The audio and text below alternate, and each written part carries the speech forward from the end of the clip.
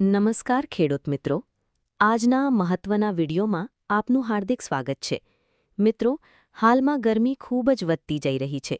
ઘણા વિસ્તારોમાં તાપમાન 45થી 47 ડિગ્રી સુધી પહોંચી ગયું છે. આવી કડક ગરમીમાં માણસ તો એસી કે કૂલરમાં જઈને બચી શકે, પરંતુ આપણી ફસલોનું શું?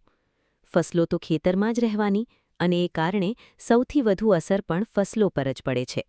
ખાસ કરીને શાકભાજીની ફસલો જેમ કે ટમેટાં, મરચાં, શિમલા મરચાં, કાકડી, તરબૂચ, ખરબૂચા જેવી સંવેદનશીલ ફસલો પર ગરમીનો ભારે પ્રભાવ પડે છે. સૌપ્રથમ સમજીએ નુકસાન શું થાય છે.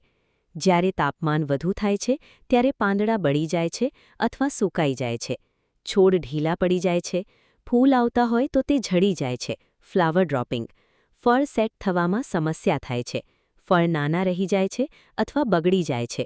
ખાસ કરીને ટમેટાં અને મરચાંમાં કેલ્શિયમની કમી વધી જાય છે, જેના કારણે ફળ પર કાળા ડાઘ પડે છે, જેને બ્લોસમ એન્ડ રોટ કહેવાય છે. બીજી બાજુ, વધુ ગરમીને કારણે જમીન પણ ગરમ થઈ જાય છે અને છોડ પોષક તત્વો યોગ્ય રીતે શોષી શકતા નથી. તેથી છોડની વૃદ્ધિ અટકી જાય છે અને રૂટ ડેવલપમેન્ટ પણ ઓછું થાય છે. સાથે સાથે ગરમીમાં થ્રિપ્સ, માઇટ્સ અને વ્હાઇટ ફ્લાય જેવા જીવાતોનું પ્રમાણ પણ ખૂબ વધી જાય છે, જે વધુ નુકસાન કરે છે. વાણી. હવે પ્રશ્ન આવે છે, આથી બચવું કેવી રીતે? ચાલો હવે સરળ અને અસરકારક ઉપાયો સમજીએ. જળ. 8. પાણીનું યોગ્ય મેનેજમેન્ટ.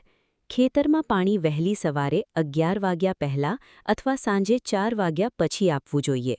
બપોરે પાણી આપવાથી જમીનનું તાપમાન વધુ વધી જાય છે અને મૂળને નુકસાન થાય છે. ડ્રીપ સિંચાઈ કરનારા ખેડૂતોએ 2 બેડ વચ્ચે હળવું પાણી આપવું જોઈએ, જેથી ખેતરનું તાપમાન નિયંત્રિત રહે. ધાન્ય 1. Organic mulching.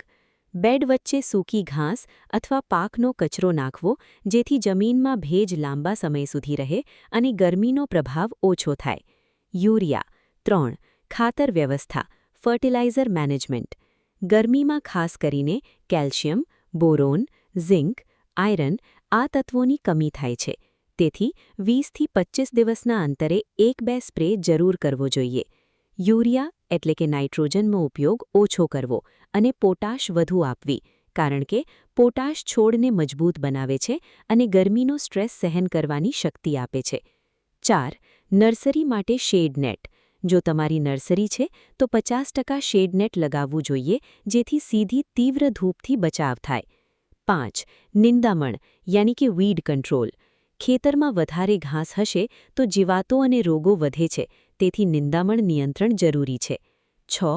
રૂટનું રક્ષણ યાની કે મૂળ મજબૂત હશે તો છોડ ફરીથી વિકસિત થઈ શકે છે. તે માટે સમયસર પાણી અને મલ્ચિંગ ખૂબ જરૂરી છે. અંતિમ, મહત્વપૂર્ણ સાવધાનીઓ. બપોરે કોઈ પણ પ્રકારનો સ્પ્રે ન કરવો. સ્પ્રે હંમેશા સાંજે કરવો. બપોરે સિંચાઈ ન કરવી. વધારે યુરિયા ન આપવી. ભારે કેમિકલનો ઉપયોગ ટાળવો. મિત્રો, આ નાના ઉપાયો અપનાવીને તમે તમારી ફસલોને ભારે ગરમીમાં પણ સુરક્ષિત રાખી શકો છો. જો માહિતી ઉપયોગી લાગી હોય તો વિડીયોને લાઇક કરો અને આવા જ ખેડૂત મિત્રોને મદદરૂપ વિડીયો માટે ચેનલને સબસ્ક્રાઇબ કરવાનું ભૂલશો નહીં. ધન્યવાદ.